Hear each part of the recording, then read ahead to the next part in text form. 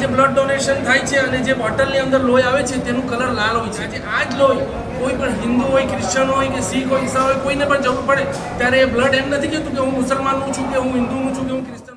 એમાં ફિરોઝભાઈ કાટલાવાલા જે મુન્નાભાઈ તરીકે ઓળખાય છે, એમને કરીબન 80 થી વધુ વાર બ્લડ ડોનેટ કર્યું છે. આપણા હિન્દુ ભાઈઓ જે હંમેશા આપણી સાથે હોય છે, તો આ એક એકતાનું પ્રતીક છે કે હિન્દુ ભાઈઓ બી આપણી વચ્ચે ઉપસ્થિત રહી અને આ બ્લડ કેમ્પને સફળ બનાવવા માટે આવ્યા છે. તેમનો હું ખૂબ ખૂબ આભાર વ્યક્ત કરું છું. દરેક સમાજમાં થાય જ છે, પરંતુ એક સારી વાત એ છે કે કોઈ વિધાઉટ ગિફ્ટ કે વિધાઉટ કોઈ ડોનેટ કોઈ વસ્તુ લેવા વગર આજે જે જવાનોએ આવીને બ્લડનું ડોનેશન કર્યું છે તે બહુ દર્શનીય છે.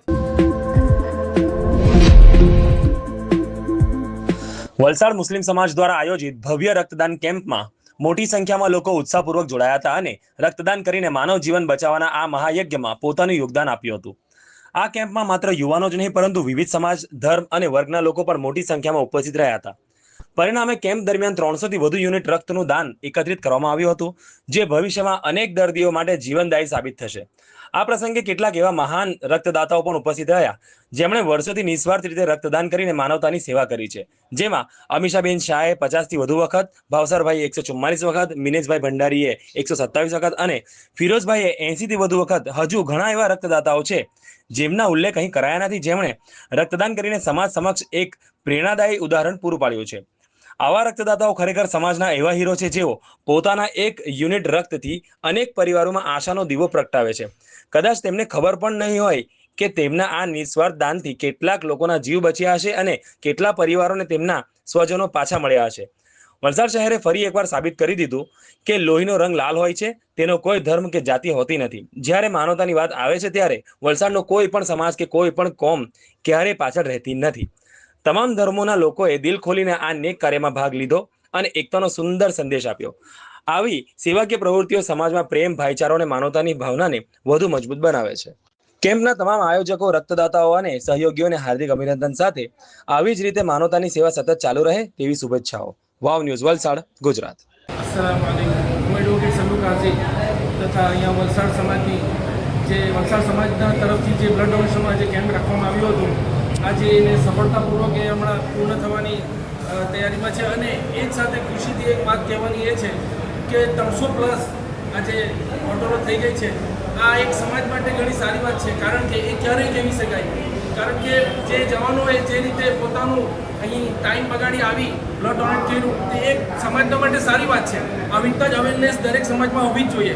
અને મુસ્લિમ સમાજના માટે એટલા માટે કહું છું કે જે રીતે આટલા ટૂંક સમયની અંદર જે મહેનત કરીને જે આ બ્લડ ડોનેટનું કેમ્પ રાખ્યું, તો તેવી રીતના દરેક સમાજમાં આવી રીતના હોવું જ જોઈએ અને દરેક સમાજમાં થાય જ છે. પરંતુ એક સારી વાત એ છે કે કોઈ વિધાઉટ ગિફ્ટ કે વિધાઉટ કોઈ ડોનેટ કોઈ વસ્તુ લેવા વગર આજે જે જવાનોએ આવીને બ્લડનું ડોનેશન કર્યું છે તે બહુ દર્શનીય છે. અને આવી રીતના ઘણા બધા ડોનેશનો થતા રહી બ્લડના અને લોકોની જિંદગીઓ બચતી રહી તેવી અપેક્ષા સાથે અમે લોકો આવા બીજા પણ પ્રોગ્રામો કરશું ઇન્શાલ્લાહ. અને આવી રીતના ઘણા સક્સેસ પ્રોગ્રામો થાય, જે બ્લડ ડોનેટના પ્રોગ્રામો થયા છે, આવી રીતના ઘણા બધા થાય તેવી અપેક્ષા રાખીએ. ભાવસારભાઈનું સન્માન કર્યું, જે 144 વાર બ્લડ ડોનેશન કર્યું છે. આજે વર્લ્ડ બ્લડ ડોનર ડે છે એ નિમિત્તે. પછી એક મિતેશભાઈ ભંડારી જે વાવડીવાલા છે, એમનું પણ સન્માન કર્યું, જેમને 127 વાર બ્લડ ડોનેશન કર્યું છે. પછી વલસાડની એકમાત્ર લેડી છે કે જે 50 થી વધુ વાર બ્લડ ડોનેશન કર્યું છે, એનું પણ વલસાડ મુસ્લિમ સમાજે સન્માન કરીને સમાન ભાવનાનો સંદેશો આપ્યો છે કે વલસાડમાં હિન્દુ મુસ્લિમ કે એવું કંઈ નથી, પણ એકજૂટ, લોહીને તાકને કોઈ કલર નથી, લાલ કલર જ છે બધાનો. એ રીતનો અમે સંદેશો આપવાની કોશિશ કરી છે. ને એના સિવાય અમે વલસાડમાં જે મુસ્લિમોમાં જે વધારે બ્લડ ડોનેશન કર્યું છે એમનું પણ અમે સન્માન કરી રહ્યા છીએ. આજે 14 જૂન એટલે કે વિશ્વ રક્તદાતા દિવસ, બધાને ખબર જ છે. રક્તદાન એટલે મહાદાન. સૌથી મોટામાં મોટું કદાચ દાન કહેવાયું હશે તો રક્તદાનનું છે. કોઈ પૈસાનું કરતા હશે, કોઈ ઘણી બધી રીતે અલગ અલગ દાન કરતા હોય, પણ અત્યારે સૌથી શ્રેષ્ઠ દાન હોય તો રક્તદાન છે. કારણ કે આપણું આ લોહી આપણે પોતે બનાવીએ છીએ અને આપણું લોહી કોના શરીરમાં કઈ રીતે જાય છે તે આપણને પણ નથી ખબર. આપણા લોહી થકી 3 જણની જો જિંદગી બચતી હોય તો આ લોહી બધાએ રક્તદાન કરવું જ જોઈએ. લોકોને એવો વહેમ હોય છે કે રક્ત આપવા કરવાથી કદાચ મને કોઈ તકલીફ પડશે તો, બટ એવું હોતું નથી. એટ એ ટાઈમ નવું લોહી આપણું બનતું જ હોય છે. અને હવે તો ઘણી બધી અવેરનેસ થઈ છે, છતાં હજી સ્ત્રીઓમાં થોડીક અવેરનેસ ઓછી છે. લોકો ડરે છે કે કદાચ મારું હિમોગ્લોબિન નહીં આવે, પણ એના માટે બી તમે લોકો થોડુંક જે હું ખાઉં છું તે રીતે ગોળનું પાણી છે, પલાળેલી દ્રાક્ષ યા બીટ ગાજરનો જ્યુસ, એ બધું થોડાક ટાઈમ પીવાથી તમારું HP પણ આવી જ જાય છે. અને HP આવે પછી તમારું પલ્સ રેટ, પ્રેશર બધું ચેક થાય પછી જ તમારું બ્લડ લે છે. એટલે ડરવાની કોઈ જરૂર નથી. 18 વર્ષથી ઉપરના અને 65 વર્ષ સુધીના દરેક નાના મોટા લોહી આપી જ શકે છે. તમે પણ આપો. અને આ સમાજે મને અહીંયા બોલાવીને જે મારું સન્માન વધાર્યું છે તેના માટે ખાસ થેન્ક યુ સો મચ. જય ભારત સાથીઓ, આજે તમને ખબર છે 14/6/2024ના રોજ બ્લડ ડોનેશન કેમ્પનું આયોજન મુસ્લિમ કલ્ચર હોય મોટા તાયવડ ખાતે કરવામાં આવેલ હતું. તેમાં તમે જોઈ શકો છો કે તમામ ધર્મના લોકોએ અહીંયા હાજરી આપી અને બ્લડ ડોનેશન કર્યું છે.